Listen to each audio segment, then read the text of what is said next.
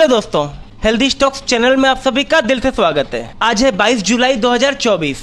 आज हम बात करेंगे ला ओपाला आरजी लिमिटेड के बारे में और जानेंगे क्या ये मल्टीबैगर रिटर्न दे सकता है। देखेंगे इसके फंडामेंटल्स, इसके फाइनेंशियल्स और इसके टेक्निकल लेवल्स और एनालाइज करेंगे कि क्या इसमें अभी रिसेंटली इन्वेस्टमेंट करना हमारे लिए प्रॉफिटेबल हो सकता है। तो आ जाते हैं स्क्रीनर पर और सर्च कर लेते हैं La Opala RG limited. La Opala RG is a leading manufacturer and marketer of tablewares, opal and glass in India. तो यहाँ पे हम देख पा रहे हैं कि टेबलवेयर्स यानी हम जो खाने पीने के लिए जो बर्तन यूज करते हैं, इस इंडस्ट्री में ला ओपाला एक लीडिंग मैन्युफैक्चरर और मार्केटर है। ये जो टेबलवेयर्स मैन्युफैक्चर करता है वो ओपल और ग्लास का होता है। ओपल एक तरह का पत्थर होता है जिसे हम हिंदी में दूधिया पत्थर बोलते हैं। तो ला ओपाला अपने बिजनेस सेगमेंट में लीडर है और कोई भी कंपनी जब अपने बिजनेस सेगमेंट में लीडर होती है तो वहाँ पे ग्रोथ का एक अच्छा खासा स्कोप होता है। ये कंपनी इंडिया में लगभग 600 शहरों में अपने प्रोडक्ट्स को सेल करती है और इंटरनेशनली लगभग 40 देशों में अपने माल को एक्सपोर्ट करती है। रिलायंस रिटेल, डीमार्ट, वॉलमार्ट,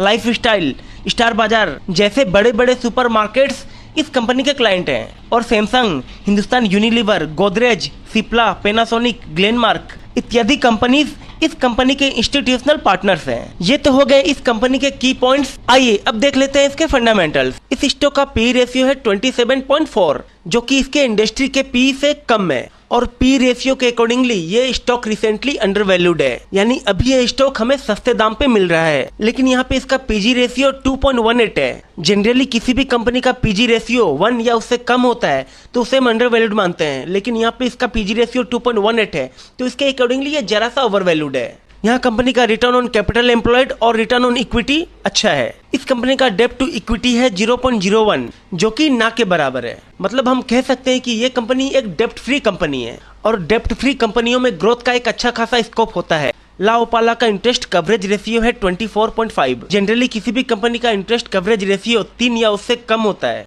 तो हम कंपनी के लिए अच्छा मानते हैं। तो इसके अकॉर्डिंगली ला ओपाला का इंटरेस्ट कवरेज रेशियो एक्सीलेंट है।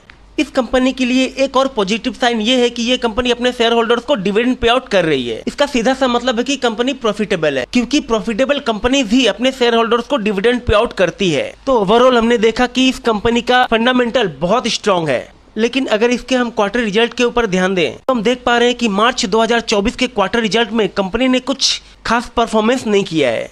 यहाँ कंपनी के सेल्स में, ऑपरेटिंग प्रॉफिट मार्जिन में और नेट प्रॉफिट में एक डिक्लाइन देखने को मिल रहा है जो कि एक थोड़ा सा निगेटिव पॉइंट है। लेकिन वहीं इसके हम एनुअल रिजल्ट पे नजर डालें तो हम देख पा रहे हैं कि यहाँ इसके सेल्स में तो डिक्लाइन देखने को मिल रहा है लेकिन नेट प्रॉफिट में एक अच्छा खासा जंप देखने को मिल रहा है। यहाँ ला ओपाला ने मार्च 2023 के मुकाबले मार्च 2024 में 5 करोड़ का प्रॉफिट में जंप किया है। हमें इसके अगले क्वार्टर के रिजल्ट यानी जून 2024 के क्वार्टर के रिजल्ट के ऊपर नजर रखना होगा। अगर अगले क्वार्टर के रिजल्ट में कंपनी का परफॉर्मेंस अच्छा रहता है तो हम बिना किसी हेजिटेशन के इस कंपनी में अपना इन्वेस्टमेंट कर सकते हैं। आइए अब देख लेते हैं इसका शेयर होल्डिंग पैटर्न। तो यहाँ हम देख पा रहे हैं कि प्रोमोटर्स का स्टेक इस कंपनी में एक अच्छे खासे लेवल पर है। यहाँ FIDIs ने अपना स्टेक बढ़ाया है और पब्लिक का स्टेक कम होता हुआ दिख रहा है। तो हमें पता है कि जिस भी कंपनी में FIDIs का स्टेक बढ़ता है वहाँ ग्रोथ का एक अच्छा खासा स्कोप होता है। तो आइए अब देखते हैं कि क्या यही राइट टाइम है इसमें इन्वेस्टमेंट करने का, क्योंकि टाइमिंग एक मेजर डिसाइडिंग फैक्टर होता है। यह डिसाइड कर सकता है कि हम प्रॉफिटेबल होंगे या लॉस में रहेंगे। हमें किसी भी स्टॉक में सही समय पे एंट्री लेनी होती है। तो आइए अब देख लेते हैं इसका टेक्निकल्स। तो यहाँ हम देख पा रहे हैं कि इस कंपनी का रिसेंट प्राइस है 315 रुपए और इसका 52 वीक्स हाई था 480 रुपए। यानी ये स्टॉक अपने रिसेंट हाई से लगभग 52% के डिस्काउंट पे मिल रहा है। तो कोई भी स्ट्रॉन्ग फंडामेंटल वाला स्टॉक अगर 52% के डिस्काउंट पे मिले तो इससे अच्छा डिस्काउंट और कुछ नहीं हो सकता है।